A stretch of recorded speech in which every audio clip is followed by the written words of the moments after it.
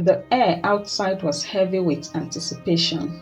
Fear and hope were written all over the face of Esusa. The scent of herbs and the warmth of flickering oil lamps were filtering through the windows, where Omote lay on a bed of straw.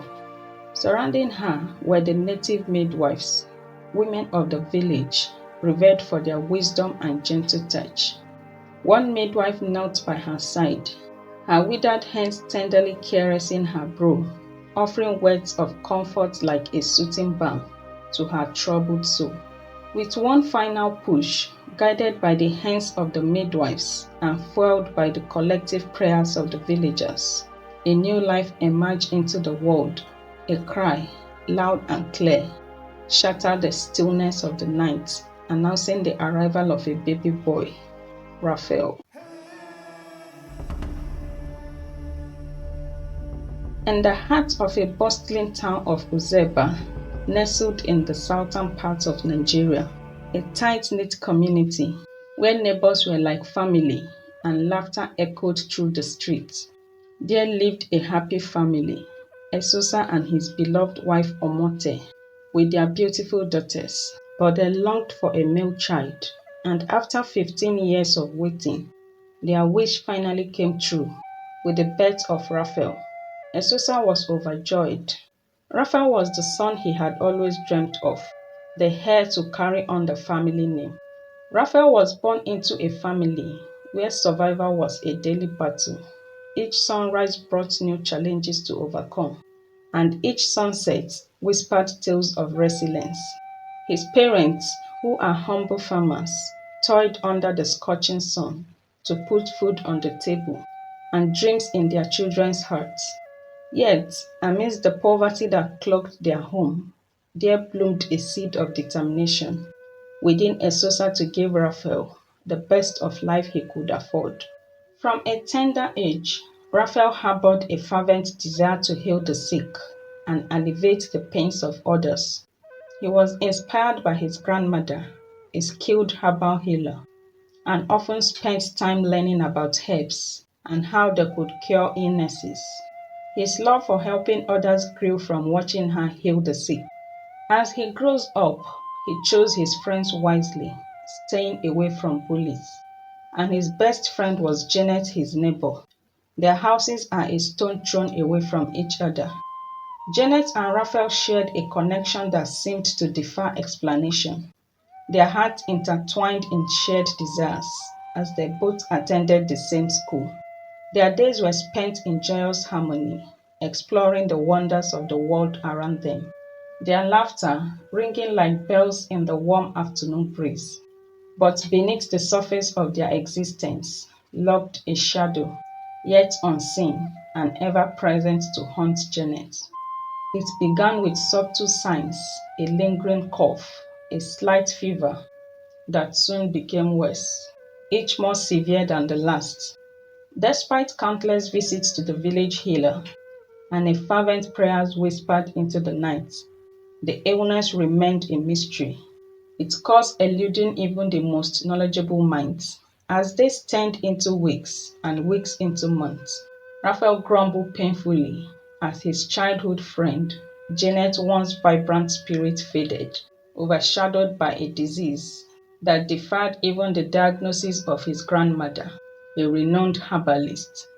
He watched helplessly as Janet's parents battled to save her. And then one fateful night, as the moon cast its silvering glow upon the world below, the inevitable came to pass. In the quiet solitude of their humble home, surrounded by the mournful wails of loved ones, Raphael's beloved friend slipped away, her fragile body succumbing to the ravages of an illness that had stolen her innocence and shattered the dreams they shared together.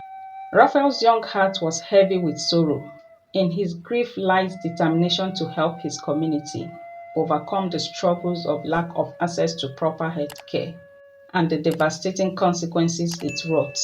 It was then that he vowed to become a medical doctor, a healer of bodies and souls, so no one would have to suffer the way Janet did. But the path to realizing his dreams was fraught with obstacles. Education was a luxury his family could scarcely afford, and the journey to becoming a medical doctor seemed like an impossible odyssey. Yet, Raphael refused to be deterred. With unwavering resolve, he immersed himself in books, borrowed from neighbors, devoured every piece of knowledge he could lay his hands on, and carved a path through the darkness with the light of his dreams.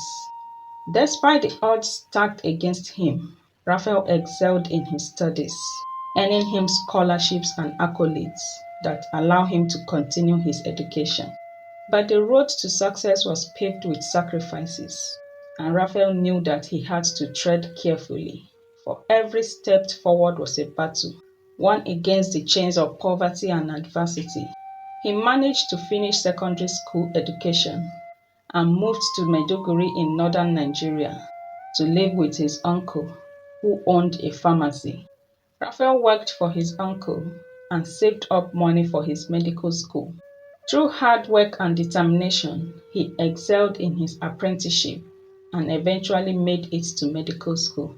In few as he ventured into the realm of higher education, Raphael encountered challenges that tested his mettle and resolve. The rigorous demands of medical school pushed him to his limits, yet he emerged stronger, fueled by the fire of his passion and the unwavering support of his family. But just as things were looking up, tragedy struck. Raphael and his parents were traveling back from his uncle's father-in-law's burial when their bus was attacked by armed robbers. His parents were shot, and before they could get help, they died. Raphael was also wounded, though he survived, and the loss of his parents devastated him. As he recovered fully, he returned to school. Despite his grief, Raphael pushed further, working menial jobs to support himself through medical school. His uncle and sisters, who were already married, helped when they could. And after years of struggles, Raphael finally achieved his dream, poised to break free from the shackles of his past and soar to new heights. With his heart brimming with gratitude and his spirit ablaze with determination, he took his oath as a medical doctor, ready to help others and make a difference in his community. But even as Raphael basked in the glory of his achievements, he remained acutely aware of the struggles that defined his past. He knew that his journey was not just his own, but a testament to the indomitable human spirit and the power of dreams to transcend barriers. He got a job at a large government hospital in the northern part of Nigeria. He worked tirelessly and married a wonderful woman. Life seemed to be on track, but one night, while on a duty at the hospital, everything changed. Raphael was in his office, conversing with his wife on the phone, while some accident victims were rushed to the hospital. The nurses called him to examine one of the patients. As Raphael approached the bed, he froze. The man lying before him looked familiar. His heart pounded, and memories of the robbery that has taken his parents' lives flooded back. Raphael's mind raced. The nurses around were confused, but he quickly composed himself. Is he still alive? One of the nurses asked, unsure of what is happening. Yes, he's still alive.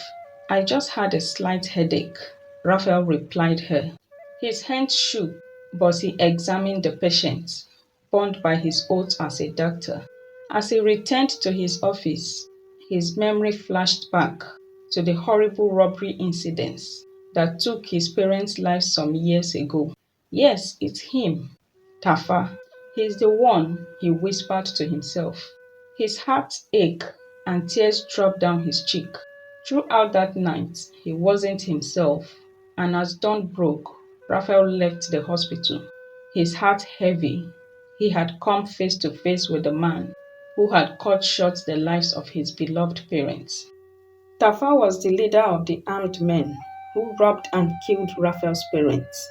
He hailed from the northern part of Nigeria and a son of a wealthy merchant. He has a brother called Yaru, and both of them were heirs to a vast fortune.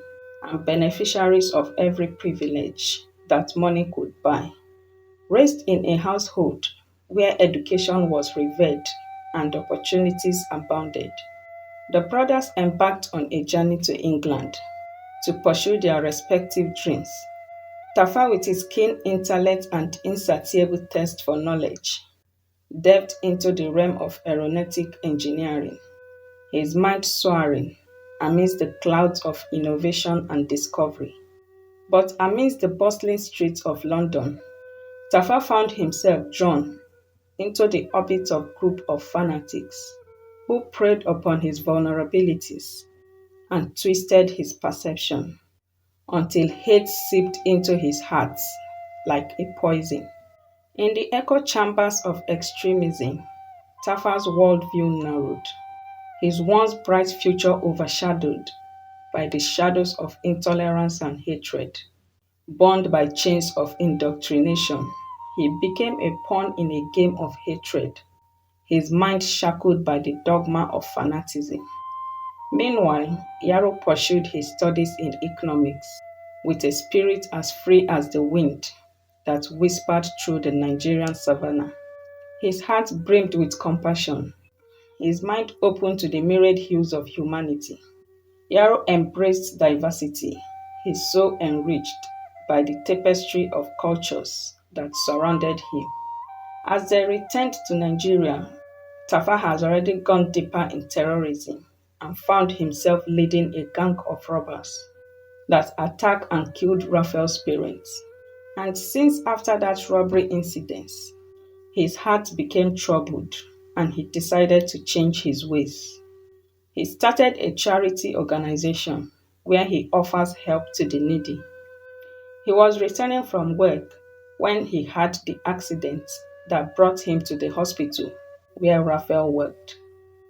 Raphael walked into his home feeling crushed. His wife Vivian immediately noticed something was wrong. "You look so tired," she said gently, helping him with his suit. "Come take a bath. Breakfast is on the table." After taking his bath, Raphael sat at the dining table, his face still clouded with sadness. Vivian watched him closely, her heart uneasy. "How are the accident victims?" she asked, concern lacing her voice. For a moment, Raphael said nothing. He just stared at his plate. Then, with a heavy sigh, he finally spoke. "They survived," he said quietly. "But one of them is Tafa." "Tafa?" Vivian looked puzzled. "Who is Tafa?" she asked. Raphael's eyes darkened. His heart sank as he replied, "The man who led the robbery that killed Mom and Dad." Vivian gasped, her hands flying to her mouth. "What? Are you sure?" she asked. "I'm certain," Raphael said, his voice barely a whisper. "I remember his face like it was yesterday." Vivian was stunned. "We have to call the police," she urged, her voice trembling. "Let him recover first," Raphael said firmly. "But you can't keep treating him. You need to let another doctor handle it," Vivian insisted, her face full of anger. Raphael shook his head. "Don't worry, dear. As an orthopedic surgeon, I took an oath to save lives, no matter who they are. If I hand him over, I'm still the one responsible for his care. I can't run from this. And if I let him die, what does that make me?" His wife looked at him, surprise in her eyes. "But he killed your parents. You don't owe him anything," she said sternly. "I know," Raphael whispered, "but I have to do this," he replied firmly. Few hours later, Raphael's phone rang. It was the hospital. "Doctor, you need to come back immediately," the nurse said. "What about Dr. Musa? I explained everything to him before leaving," he replied her. "Tafa's condition is getting worse. Dr. Musa has tried to stabilize him, but no improvement, and his father is threatening to transfer him." if we can't help, the nurse said. Raphael grabbed his car keys and rushed back to the hospital. When he entered the ward, he saw Tafa struggling to breathe.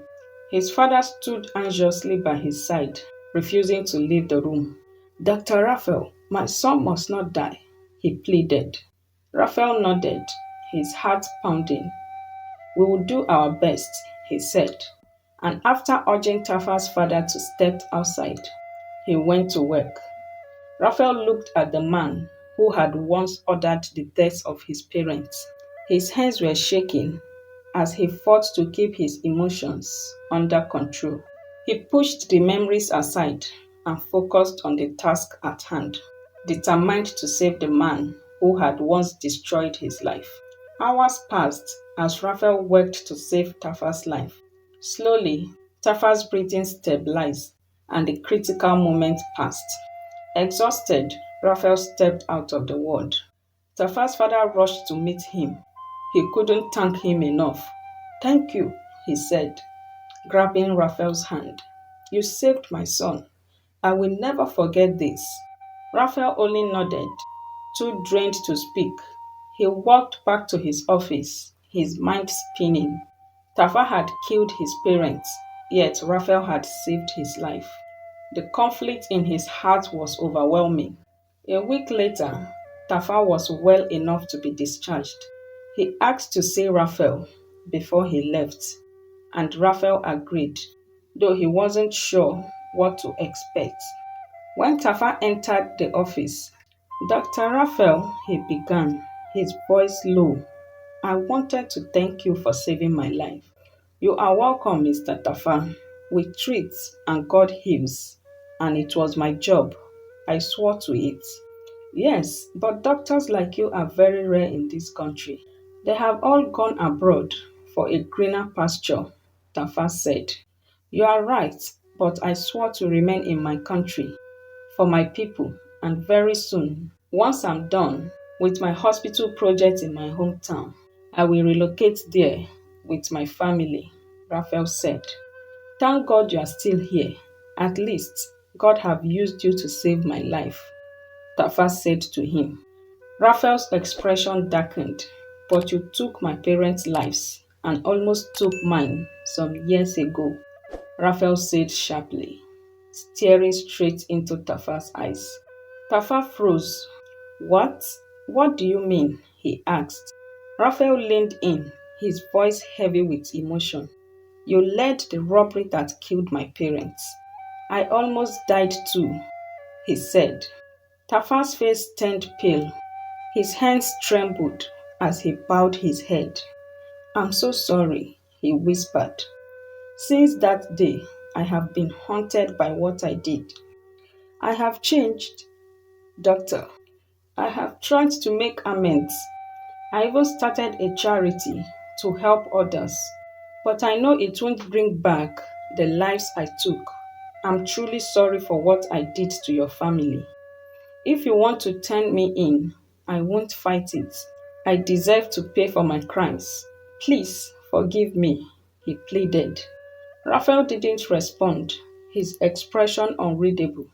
He stared at him, his heart pounding. For years, he had dreamed of justice for his parents, and now the man responsible is sitting before him, asking for forgiveness. The room was silent, the air thick with tension. Just then, a police officer entered the room, causing Tafa to flinch. Raphael greeted the officer calmly. There is an emergency at our clinic, doctor. We need you, please, the officer said. You would have come with the patient at once, Raphael replied him. Yes, but it's a special case, and there is need for a close monitoring, the officer replied. I will be there shortly, Raphael said to him, watching the officer leave.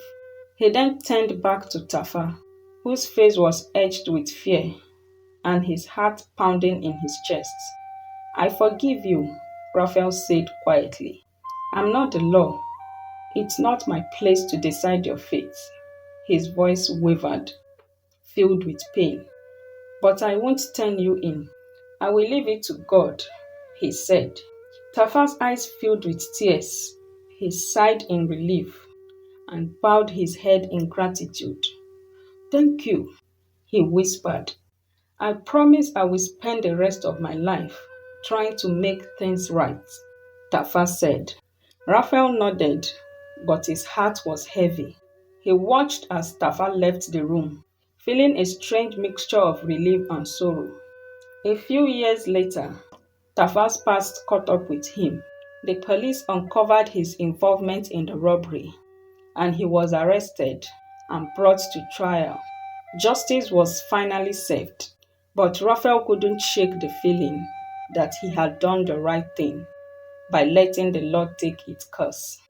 Meanwhile, Raphael completed a hospital project in his hometown. He moved there with his family, determined to help his community, in memory of his parents and his childhood friend Janet. Though the scars of his past would never fully heal, Raphael found peace in knowing that he had chosen the path of compassion over revenge. I hope you enjoyed this story that has so many moral lessons. Comment what you have learned below. Please support the channel by liking the video, share to your friends and family, and please subscribe and hit the bell icon for more. Thanks and God bless you. See you in the other videos.